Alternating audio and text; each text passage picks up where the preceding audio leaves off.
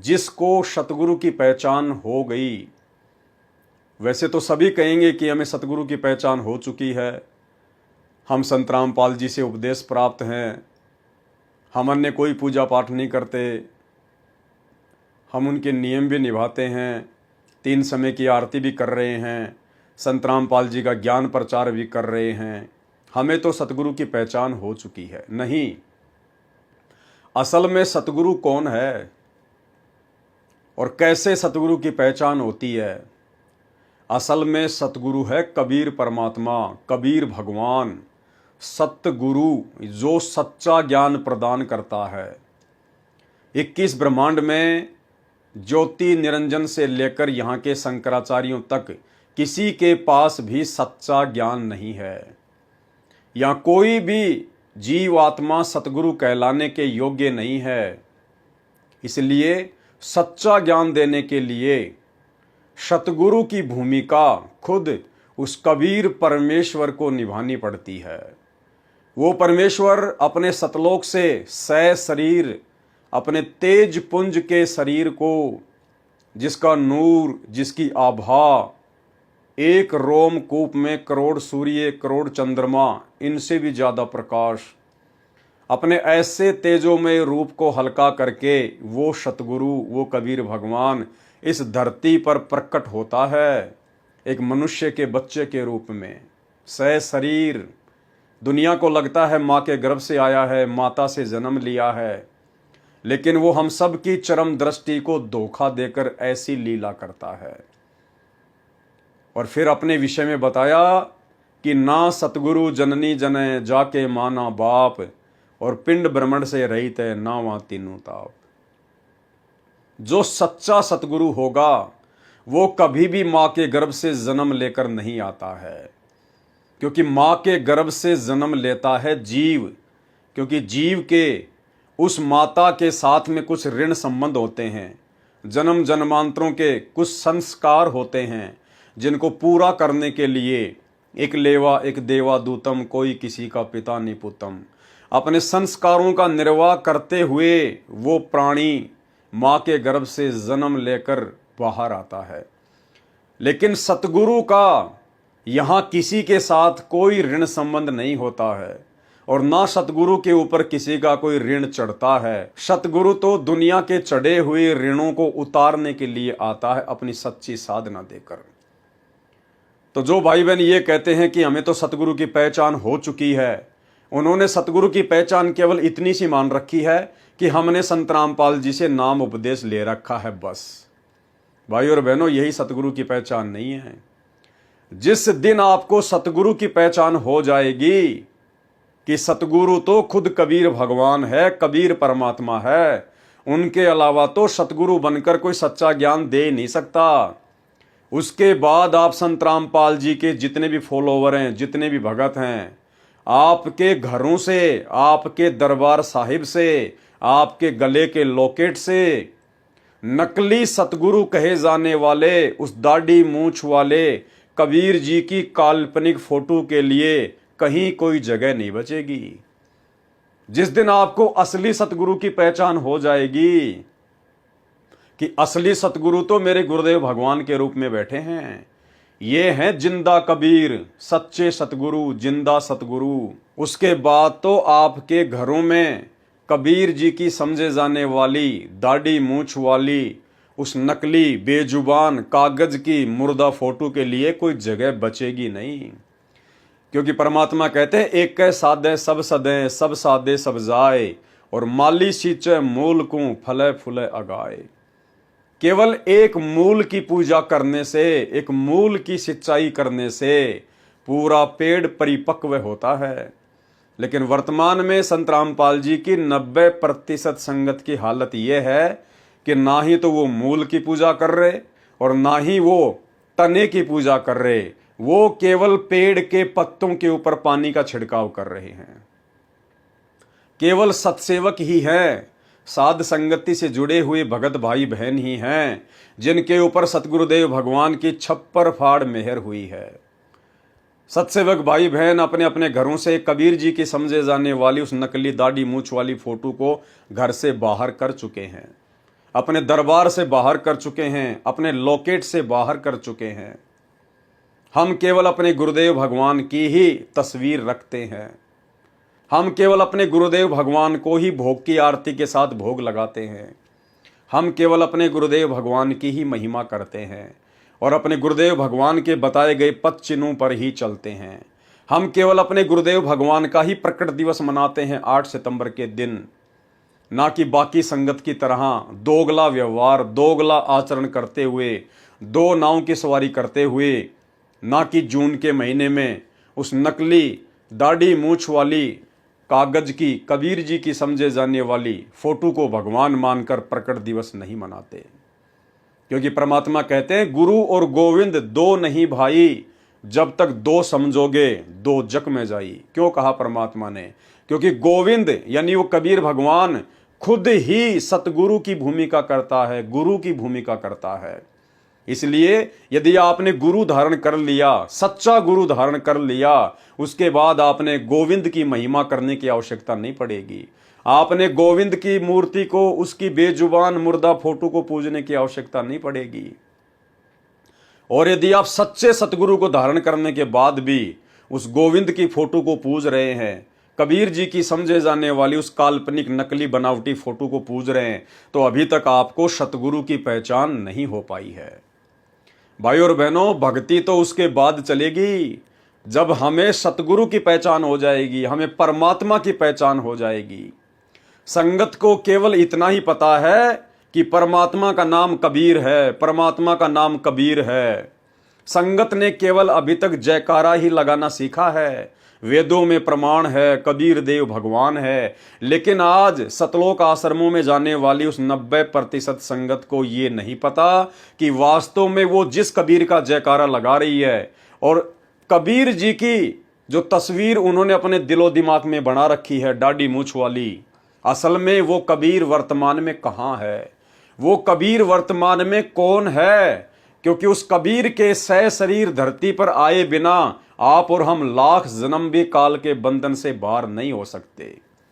तो भाई और बहनों, इन सभी बातों की जानकारी करवाने के लिए, इन गूढ़ रहस्यों की जानकारी करवाने के लिए ही सतगुरु ने पिछले 30 वर्षों से आप और हमें दिन रात एक करके दुनिया से दुश्मनी मोल लेकर ये तत्व ज्ञान दिया है, दुनिया का सर्वश्रेष्ठ ज्ञान दिया है, ताकि मेरी आत्माएं, मेरे भगत इस ज्ञान को आधार बनाकर और सतगुरु रूप में मुझ कबीर की पहचान कर लें।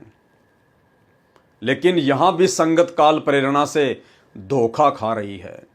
केवल चंद पुण्य आत्माएं, जिनको सत्सेवक कहा जाता है, जो साध संगति से जुड़े हुए हैं, केवल वही चंद पुण्य आत्माएं अपने गुरुदेव भगवान को असल में पहचान पाई हैं। तो भाई और बहनों, जिस दिन हमें सतगुरु की पहचान हो जाएगी, सतगुरु शब्द की परिभाषा से हम जिस दिन परिचित हो जाएंगे, गुरुदेव भगवान कहते हैं उसके बाद तो तुम्हारी भक्ति आगे शुरू होती है। अन्यथा सतगुरु की पहचान किए बिना तुम्हारी भक्ति शुरू भी नहीं है, चाहे तुम्हें कोई भी नाम क्यों ना प्राप्त हो गया हो। तो ये भक्ति वर्तमान में केवल साध संगति से जुड़े हुए भगत भाई बहनों की शुरू हुई है, और उसके बाद में मर्यादा, उसके बाद में नियम। भक्ति भले कम हो जाए, गुरुदेव कहते हैं भक्ति भले कम हो जाए, किसी दिन किसी विशेष परिस्थिति में अगर आप जी आरती ना कर पाओ, सुमरण मंत्र थोड़े कर पाओ तो चलेगा। यदि आपने जिस दिन मर्यादा तोड़ दी जरा सी भी, तो आपका सबसे बड़ा नुकसान हो जाएगा। आपका कनेक्शन परमात्मा से तुरंत कट आउट हो जाएगा। तो परमेश्वर ने भक्ति से ज्यादा महत्व मर्यादाओं को दिया है। और उदाहरण दिया है डॉक्टर का, कि डॉक्टर भी मरीज का ऑपरेशन कर देता है, इलाज कर देता है, और छुट्टी देते समय उसको सारे परहेज बताता है, उसको सारे नियम बताता है कि आपने खट्टा नहीं खाना या मीठा नहीं खाना या आपने चटपटा नहीं खाना। और डॉक्टर भी यही कहता कि भैया गोली दवाई भले ही भूलवश एक टाइम यदि कम खा लोगे तो चलेगा, यदि मर्यादा तोड़ दी और खट्टा मीठा खा लिया तो कोई फायदा नहीं होगा ये दवाइयाँ खाने का, ये भक्ति करने का। तो भाई और बहनों, मर्यादाओं का भक्ति मार्ग में इतना विशेष महत्व है, और ये मर्यादाएं बिना सतगुरु की विशेष रजा के, बिना सतगुरु के विशेष आशीर्वाद के ये प्राणी निभा नहीं सकता है। और सतगुरु का विशेष आशीर्वाद उसी समय प्राप्त होगा जब हम सतगुरु की पहचान कर लेंगे, और सतगुरु की पहचान सतगुरु की विशेष वीआईपी रजा के बिना संभव नहीं है। तो भाई और बहनों, ये आप और हम साथ संगति से जुड़े हुए भाई बहनों का कोई विशेष सौभाग्य है, कोई पिछले जन्मों का विशेष कोई वो कर्म है जो परमेश्वर ने आज अपनी करोड़ों की संगत में से हम चंद पुण्य आत्माओं के ऊपर इतनी बड़ी रजा बख्शी है। आप और हम भाई बहनों ने परमात्मा की इस रजा को इसी प्रकार से बरकरार रखना है, बना के रखना है। अगर इसी मनुष्य जन्म में और इसी कलयुग की बिचली पीढ़ी में सतगुरु रामपाल जी भगवान के धरती पर प्रकट रहते सहते यदि अपना आत्म कल्याण करवाना है तो देखो, सतगुरु किसी को कुछ नहीं कहेगा।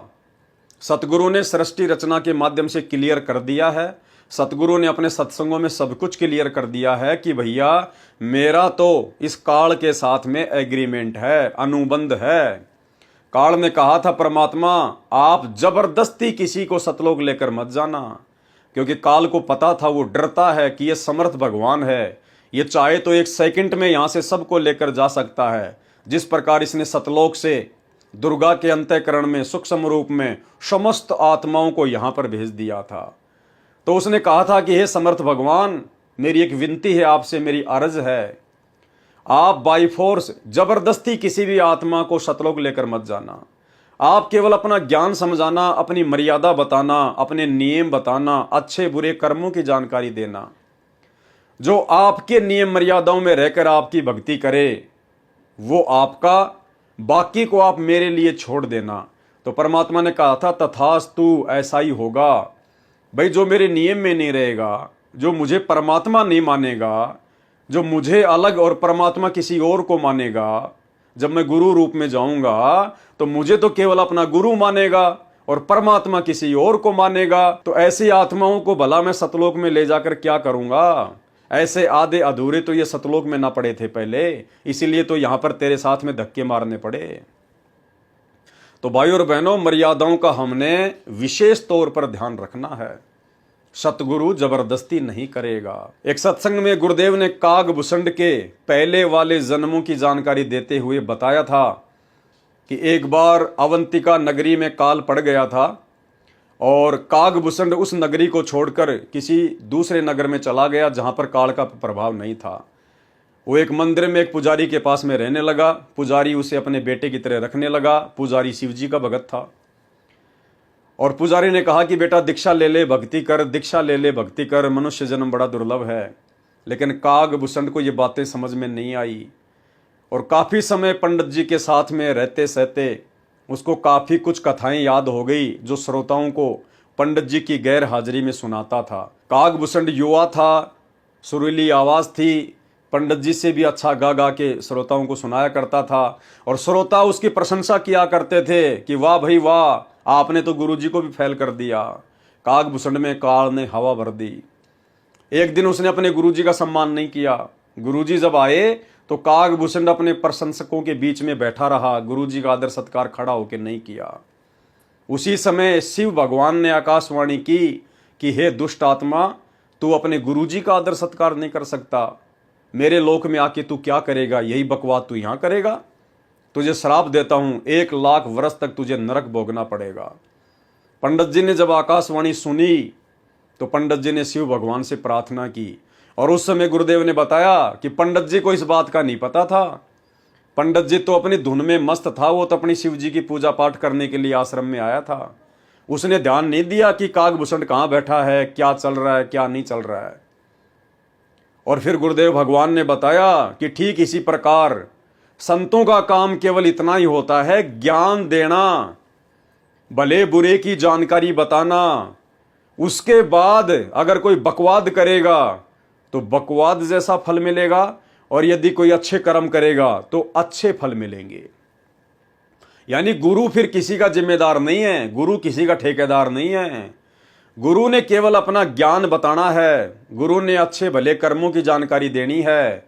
तो ठीक इसी प्रकार सतगुरु रामपाल जी भगवान ने आके हमें हर प्रकार से अध्यात्म के विषय में माइनस पॉइंट क्या है, प्लस पॉइंट क्या है, मर्यादा क्या है, मार कहाँ खाओगे, कहाँ तुम बचोगे, सारी जानकारी उन्होंने हमें दे दी है, कंप्लीट कोर्स। अब उसके बाद जो जैसा करेगा भाई वो वैसा ही फल प्राप्त करेगा। सतगुरु पिछले 10 साल से हिसार की जेल में जाके बैठा हुआ है।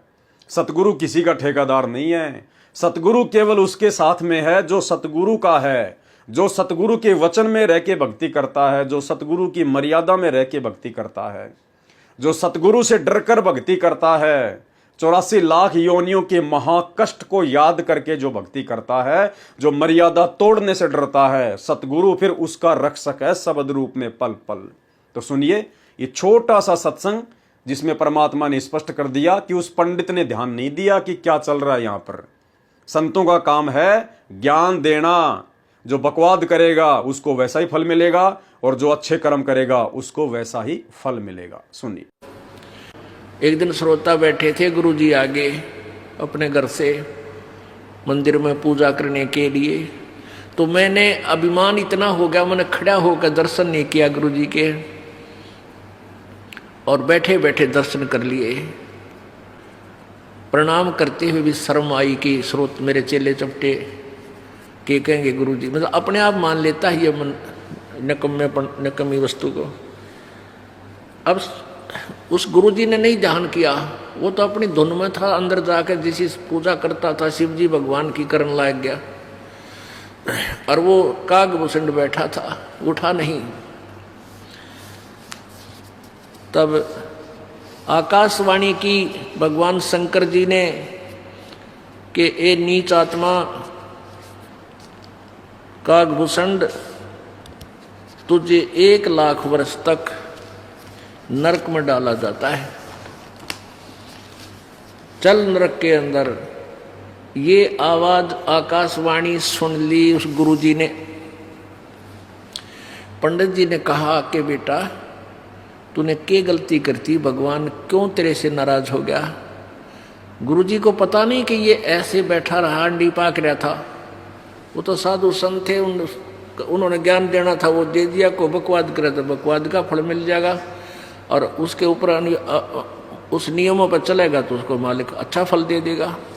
वो तो साधु संत थे, उन्होंने ज्ञान देना था, वो दे दिया। को बकवाद करे तो बकवाद का फल मिल जाएगा, और उसके ऊपर उस नियमों पर चलेगा तो उसको मालिक अच्छा फल दे देगा।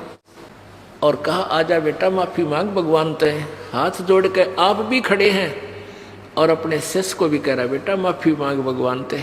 इसके अलावा भाई और बहनों, परमात्मा ने मर्यादाओं को लेकर और एक बात बताई है। परमेश्वर ने धम्मकीर्ति का उदाहरण दिया। धम्मकीर्ति क्या होते थे? पुराने समय में राजा महाराजाओं को जो हीरे की प्राप्ति करवाया करते थे पहाड़ों से, उनको धम्मकीर्ति कहा जाता है। उन लोगों में एक विशेष कॉमन सेंस होती थी। उनकी सुरती पहाड़ के अंदर जो हीरा होता था उससे कनेक्टेड हो जाती थी, और वो राजा लोगों को बता दिया करते थे कि अब हीरा इस दिशा में चल रहा है और इतनी देर में वहां पहुंच जाएगा, आप जी वहां पर खड्डा खुदवा दीजिए। राजा वहां पर मजदूरों को लगाकर खड्डा खुदवा दिया करता था, और जैसे ही हीरा अपनी विशेष गर्मी से पहाड़ को चीरता हुआ उस खड्डे तक पहुंचता था, आगे रास्ता ना मिलने के कारण खड्डे में गिर जाता था, राजा लोग उसको प्राप्त कर लिया करते थे।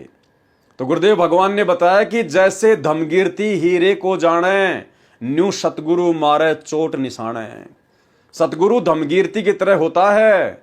वो धम्मकीर्ति हीरे से अपनी सुरती को कनेक्ट कर लेता है, और संकेत ही संकेत में, इशारों इशारों में राजा को बताता रहता है कि इतनी स्पीड से आ रहा है, अब आप जी ये कीजिए, अब आप जी वहां पर गड्ढा खोदिएगा। ठीक इसी प्रकार सतगुरु भी केवल अपना ज्ञान देता है, सतगुरु मर्यादा बताता है, सतगुरु माइनस पॉइंट बताता है, सतगुरु प्लस पॉइंट बताता है। उसके बाद जो शिष्य उनके संकेतों को फॉलो करेगा, उनके नियमों को मर्यादाओं को फॉलो करेगा और भक्ति करेगा, वही वो भक्ति रूपी हीरा प्राप्त करेगा। अन्यथा सतगुरु जबरदस्ती किसी का चोटा पकड़ के सतलोक नहीं ले जाएगा। सुनिए सत्संग। फिर आगे क्या बताते हैं, पूरे गुरु के बिना ये काम नहीं बनता। सुकच मीन सतगुरु हो आए, जिन ये भेदी भेद बताया। कर्म कुसंगति खारा नीरा, मोती खंड होत नग हीरा। बैरा गर्दम गिरती पावे, चलता हीरा तुरत लखावे।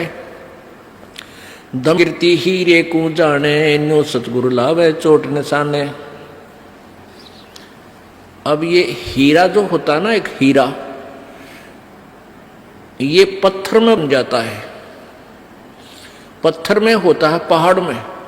और इसकी इतनी ताकत होती है इसमें, ये कुछ ऐसी गर्मी पाकर के वहां पहाड़ की, और ये पत्थर को फोड़ता, उसके अंदर से चल चल चल करता हुआ चल पड़ता है, जिधर भी इसकी दिशा बन जाती है। तो पहले राजा लोगों के पास एक धमगिरती होते थे। धमगिरती वो क्या होती है, उनके अंदर एक ऐसी कॉमन सेंस होती है, ऐसी उनकी सुरती लगती थी, वो ध्यान से यानी अपनी ऐसी सुरती को पत्थर से पहाड़ पर तचा देते थे कि वो हर उस पत्थर की, उस हीरे की दिशा को बता देते थे कि ये इधर को चल रहा है।